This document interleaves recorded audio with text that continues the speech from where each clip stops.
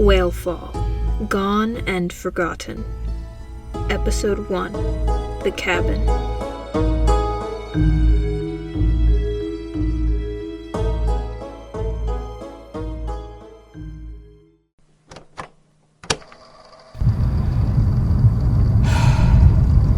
Field Notes, File 1. Ophelia Colt, recording currently at 10:17 a.m. on September 20th, 2024.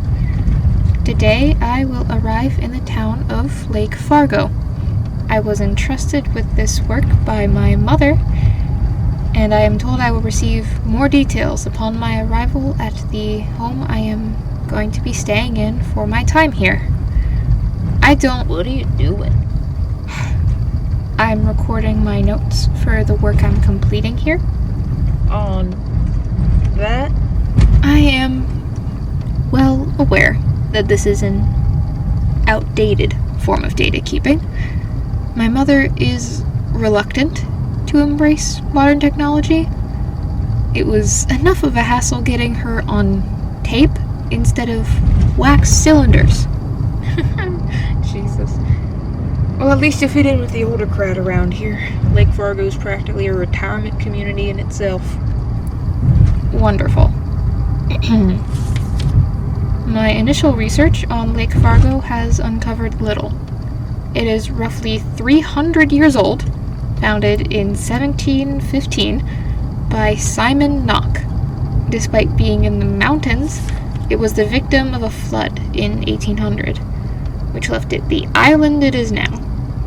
How charming.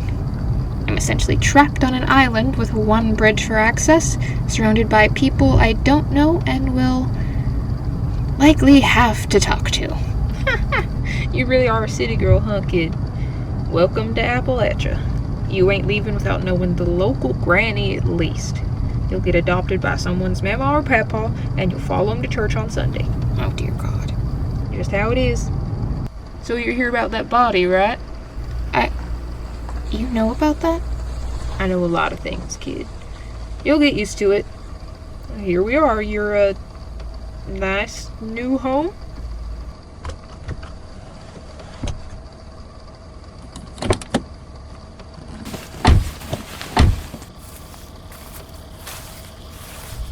No. What is this? Your new house, I guess. That's not a house. That's termites holding hands. I don't know what to tell you. First time I seen it. I'm going to kill that son of a bitch!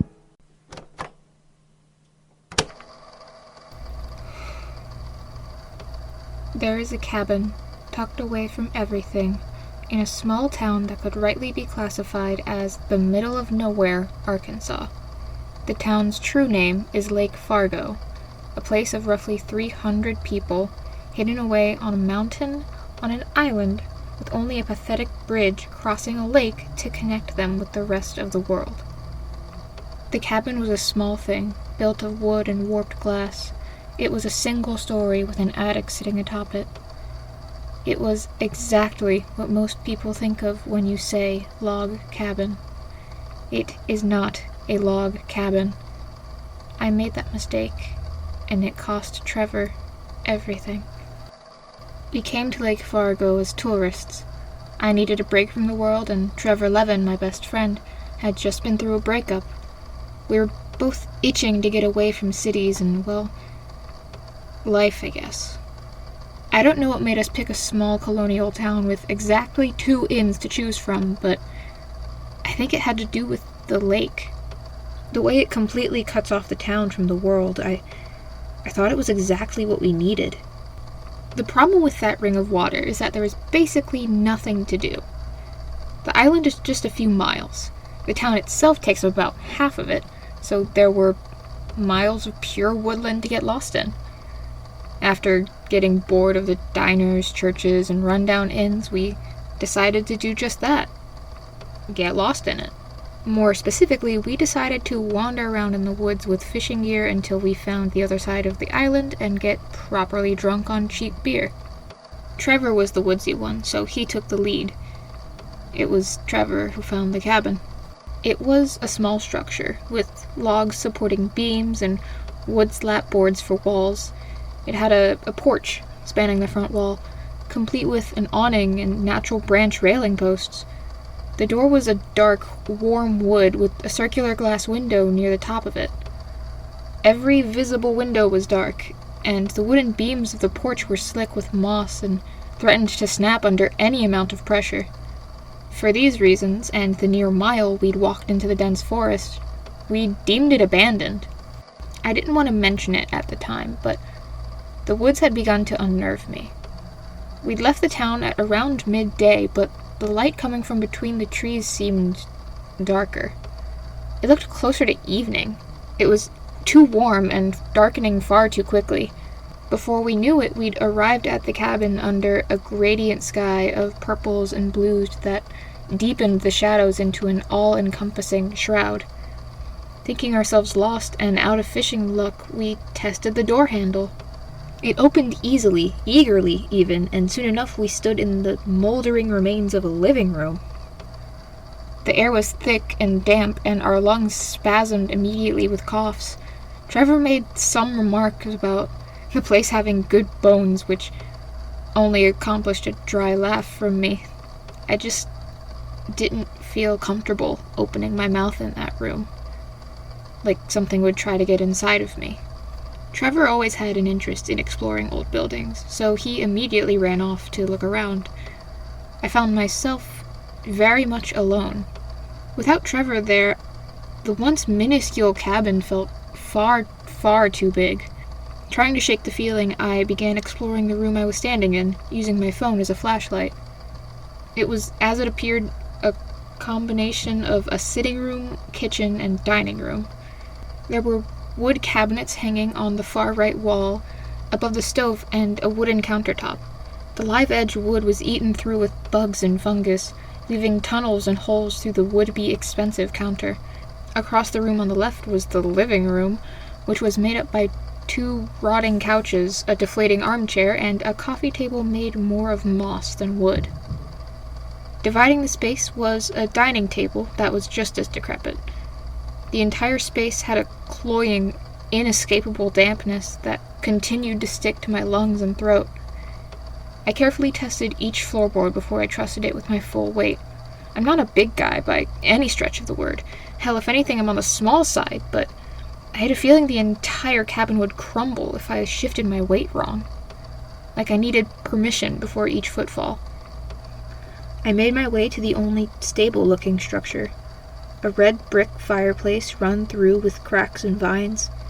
The mantel still sat atop it, the dust outlining where relics used to sit, save for one lonely picture frame. It lay face down, broken at a corner, and shards of glass peeking out from underneath. Upon closer inspection, however, I noticed there was still a photograph inside. I lifted the piecemeal frame, shifting the glass aside, and gingerly pulled out the photo from beneath. The back of the photo, though faded and weathered by time and age, contained a list. The handwriting was a scrawled and looping cursive that I couldn't make heads or tails of. All I could see were the 7 numbers along the side. After my eyes began to ache from the fruitless deciphering, I flipped it over. It was a portrait of a young woman, perhaps in her early 30s. She was dressed in the traditional attire of a Victorian teacher. The neutral expression and sepia-toned paper told of the age of the photo, though I don't know the exact date. Her eyes, though, they were what made me stop. They didn't follow me or have blood rolling down them, none of the stereotypical movie cliché. They're just dark. Not in the dead way or the angry way. It was like she'd seen too many things she shouldn't have in her short life. I maintained eye contact with her for a while. I found myself wanting to know what she'd seen. The moment was shattered by the booming of hurried footsteps and the sound of Trevor screaming. There were no words, just the bone-scraping sound of my best friend's terror. He came sprinting around the corner he'd gone down before, hands pressed over his ears like he was trying to block something out. He ran to me, gripping my shoulders and shaking me, begging me to make it stop, not to let it take him. I looked back from where he'd come from, but only saw the dim hallway and the doors to the other rooms. But Trevor was still screaming, shaking, begging me for help. And I agreed. As soon as the words left my mouth, my ears rang with the sudden cacophony of the building's outrage. I clamped my palms over my ears, dropping the photo and doubling over from the pain in my head. Before I knew what I was doing, Trevor and I were running deeper into the house, away from the clanging, rattling room. The radiators screamed and whistled in a way that sounded like a human's wailing. The windows creaked and trembled in their frames, warped glass refracting images that I still see when I close my eyes. The shadows were steadily growing darker and leaning closer. The window at the end of the hallway seemed to get further and further away the more I ran. The building was small. The hallway shouldn't have been that long. I should have reached the end in just a few steps. The sounds were growing louder and louder. I couldn't think, I couldn't hear. I screwed my eyes shut as I continued to run blindly down the hall. I barreled through the closest door and shut it tight behind me, leaning against it with my full weight. It was only then that I realized that Trevor was gone. I kept my hands pressed tightly over my ears as I scanned the room from the door. I could feel it rattling against me. The room seemed to be a former bedroom with a rotting mattress still sitting atop a rusted metal frame. A moldering wooden dresser sat under a window with dust and debris littering its surface. The more I stared, the more the room seemed to stretch, warp, and grow. The shadows were nearly pitch black. There was no light shining from the window, as the false night was now completely settled over us. My phone and only source of light was gone, dropped somewhere in the hallway. I slowly slid my back down the door, crouching on the floor in a sobbing, pitiful heap of defeat. The entire building was screaming in my ears, vibrating my body in a way that seemed to scratch and gouge at my bones. The longer I sat, the more my lungs burned and spasmed, the damp that stuck to my insides starting to fester where I sat. All I wanted to do was get up and run away out of this god-forsaken cabin, off of this island. I wanted to get out of this place and this forest and this feeling of something watching me from the window. But I couldn't move. I couldn't will myself to stand or run. The burning, rotting feeling inside of me running through my veins kept me hunched on the floor in disgust. I was stuck. Trevor was stuck. We would die alone in the cabin with the screaming windows. As I sat there, a different sound jolted through me. It was the sound of creaking wood, followed by the sound of a pressured shattering, like a log breaking into mulch. I forced my eyes over to the pitch blackness of the far wall, where I was met with a pinprick of light. It floated in the center of the darkness, but illuminated nothing. The sound echoed from the darkness again, slowly getting louder as it closed the distance to me. I stared at the light as it grew ever so slightly stronger, now beginning to show the hand that held it. It was a candlelight held in a dainty, elegant hand. The sound of exploding wood sounded off like a firecracker, and the light grew brighter. I watched in paralyzed horror as the light crept up the form of a woman dressed in simple Victorian clothes.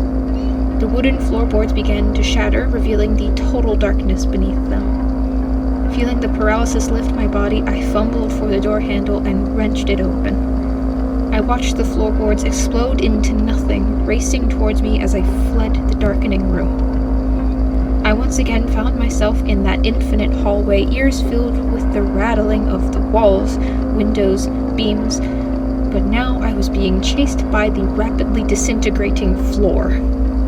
I sprinted out of the room towards the main entryway, pleading for the door to let me out of this hell. As I ran, I heard the regrettably familiar sound of Trevor's screams. seeing my best friend through an open door. He had fallen into the floor, victim to the disappearing wood. I could still hear the floorboards shattering behind me, growing closer and closer. I looked at Trevor as he tried to pull himself free. There was something wrong with him. Dozens of hands made of gnarled wood gripped him. I could see his skin calcifying at their touch, cracking like the wood that was rapidly exploding down the hall. He reached for me, screaming for my help, but my eyes were locked on his crackling skin. I pulled my eyes from him and looked down the hall, seeing the floor fall away into the nothing below. It was getting far too close for comfort, but Trevor needed me. I looked into his pleading eyes, my ears ringing with the sound of the impossible, trying to reason my way into saving him. But I couldn't. With one last apologetic look at my best friend in the world, I ran towards the room. I could hear him screaming for me, begging me not to leave him there. But all I could picture was his face exploding like the floor I was running on. I ran for the door, hardly giving myself enough time to grasp the handle, and barreled through it so quickly I stumbled off the porch. I fell on my back, windless and trembling. For a moment I thought the house had deafened me, but that was when I realized the cabin was in front of me and completely silent. The only sounds I could hear were the screams of cicadas and the frog bellows in the midday heat. The sun shone overhead through the trees. A cold mist rolled off the lake. The desolate cabin looked as abandoned and lifeless as when we had found it before, surrounded by birch trees and humidity. I stared at that house for what felt like hours, waiting for Trevor to stumble out of the door that now hung off its bottom hinge. He never came. Once the fact sunk in that he was truly gone, I forced myself to my feet. As I stood, I heard a soft crunch beneath one foot. Reaching down, I pulled the old photo from beneath my shoe. It was stuck to the sole with thick mud. I stared at the woman, brushing the dirt away as best I could. I couldn't bring myself to meet her eyes now, and I felt like I'd gotten my wish of wanting to know more. What I did look at, though, were her elegant, dainty hands. I knew exactly the way those hands could hold a candle. I left the town after that. I haven't heard any mention of Trevor, not even a missing persons report. I'm starting to worry if anyone else remembers who he is. Well, what a lovely take on my new home. And I think I was just starting to convince myself this cabin was normal. I shouldn't be surprised, really. There's clearly some god activity going on here. I hypothesize some kind of border god. It would explain the feeling of needing permission, and then the immediate perception of the house's anger once they agreed to help the supposed trespasser. The photo of the woman is quite particular. It was enclosed in the manila folder along with this story, I guess. It doesn't seem to be formally recorded, and the credit is formatted more like a novel rather than a true statement. The Cabin by Ron Maltzby. Rather odd. Anyway, the woman in the photo does look familiar, but I'm not certain from where. I can't seem to find the photo anywhere online. There's no name, date, or signature, but I'd place it from around the 1890s. As for the list, I am fortunately able to read its contents. The handwriting is indeed in a rather hasty cursive, but not entirely illegible. The list reads as follows. 1. Keep the lantern on the back porch at all times. Keep it lit. 2. Keep all curtains drawn closed at night. 3. No whistling in the house. 4. Permission can be revoked. Tread lightly. 5. Always prepare more tea than you need. 1 cup will suffice. Add 1 sugar cube. 6. Talk to it when it feels right. Do not speak to it at any other point. 7. If something moves without you touching it, do not move it back. How lovely. As for Trevor Levin, as far as I know, he doesn't and never has existed. Using the disgustingly slow internet I have has brought up nothing. Although, that doesn't explain the scraps of cloth and hair I found in the floorboards of the guest room, or the crumbling wallet with an ID that my eyes physically cannot focus on. I have a feeling the god activity here runs deep. I'll send an update once I get a chance to explore this town. End notes. Personal log.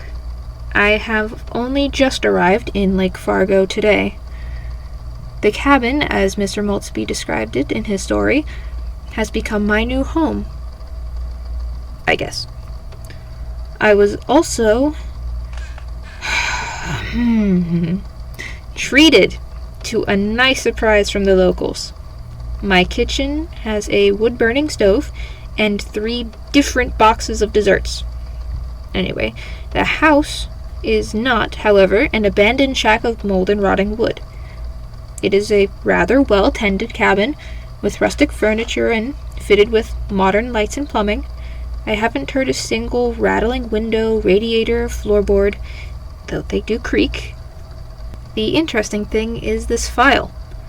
It was left in the desk drawer of my new study, with my name written in the center.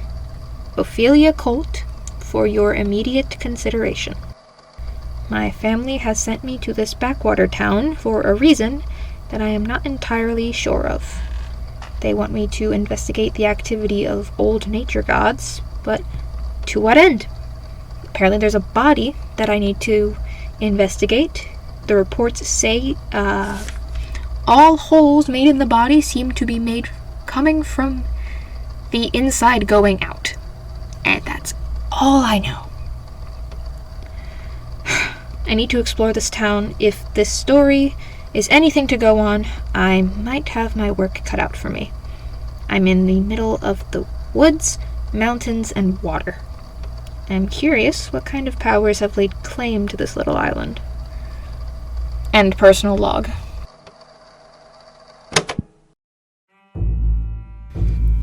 Whalefall Gone and Forgotten, Episode 1, The Cabin, was written, edited, and produced by Duncan, that's me. The characters of Ophelia Colt and the driver at the beginning were also played by me, Duncan. Hello, how are you? All of the things in this episode were done by me, sitting in a closet in my apartment. How do you do? I hope everyone's doing well.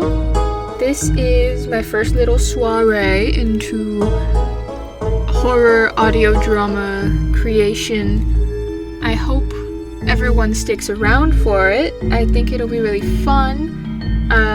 If you're into the Magnus Archives and Protocol, Old Gods of Appalachia, Unwell, those small town spooky scaries, that's kind of the vibe of Whalefall.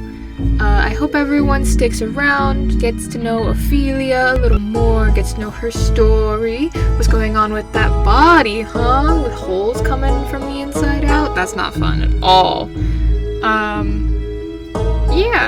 In terms of social medias, you can find me on most, if not all, platforms, not Snapchat.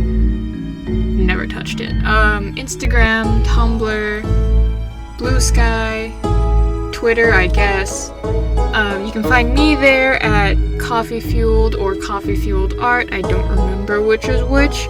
I'm probably most active on Instagram and Tumblr.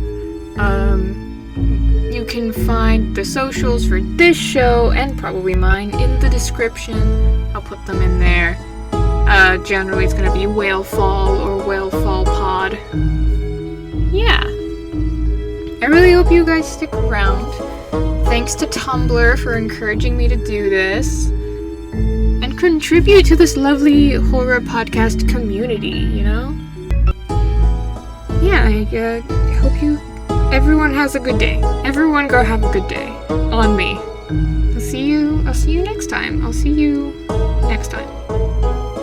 Whenever I post episode 2. God, I hope I stay consistent. Okay, have a good day. Goodbye.